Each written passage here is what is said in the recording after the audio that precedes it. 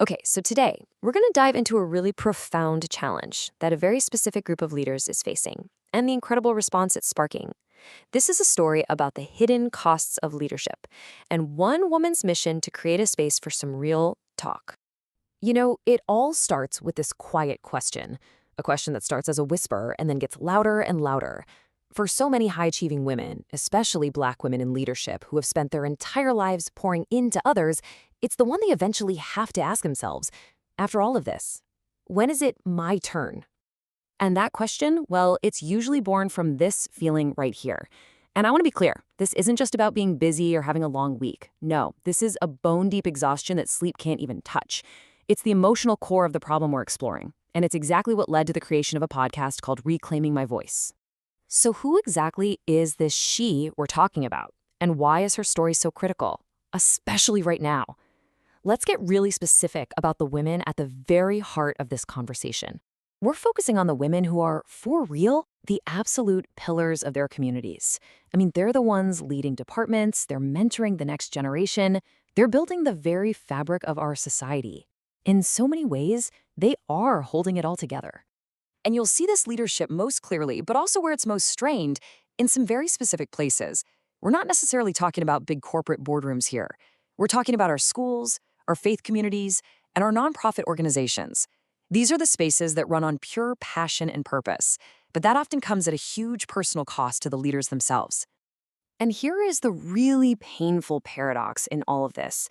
Even with all their immense contributions, there's this constant systemic pressure for these women to be overlooked, to be underpaid, and, this is the real kicker, to shrink themselves, to make themselves smaller, just so that others can feel bigger or more comfortable.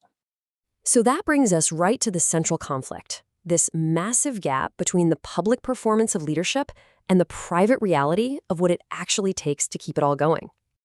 On one hand, right, society expects leaders to look polished, like it's all effortless, and to always be strong. But on the other hand, the reality for the person in that role, it's often just plain exhausting. It is a grind of unseen labor, of constantly pouring from their own cup until they're just running on empty. And this pressure to perform, it doesn't just magically appear in adulthood.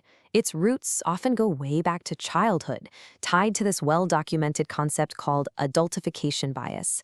It's this tendency for society to see Black girls as older and more mature than they are, robbing them of their childhood and saddling them with adult-sized expectations way too early. Okay, so in direct response to this crisis of burnout and this feeling of a fractured identity, a new conversation is finally starting to emerge. It's an act of reclaiming, and it's powerfully represented by Dr. Marva Tutt and the podcast she created. I mean, listen to these words from Dr. Tutt, who's an educator and civic leader herself. She just nails the experience that her podcast was created to fix. For her, this isn't some abstract theory. It's her lived reality. This feeling of having a huge public voice for others, but only a whisper for yourself, that's the very thing Reclaiming My Voice is trying to change. And this isn't just a series of random chats either. The podcast is structured as a really intentional journey. It's a 10-episode path, carefully designed to guide listeners from one stage of reclaiming to the next. You can see how the first season progresses. It starts with the internal work, right? Reclaiming the self. From there, it moves outward to confronting the external systems that create all these pressures in the first place. Then it dives into navigating faith, building a supportive community, and finally, defining a legacy on your own terms. So after digging into this very specific experience, you might be wondering, okay, why does this matter to me? Why does this story matter to all of us, no matter our background? Well, let's talk about the universal takeaway here. This quote from Dr. Tutt, it just illustrates the core lesson so brilliantly.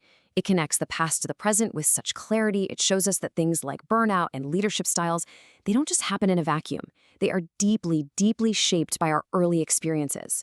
Understanding that link is absolutely crucial if we want to create leadership that's actually sustainable and fair. And so, ultimately, this whole project, this podcast, this story, it leaves all of us with a really profound and provocative question.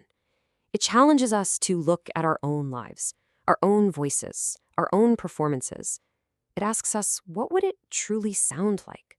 What would it feel like to speak from your full self?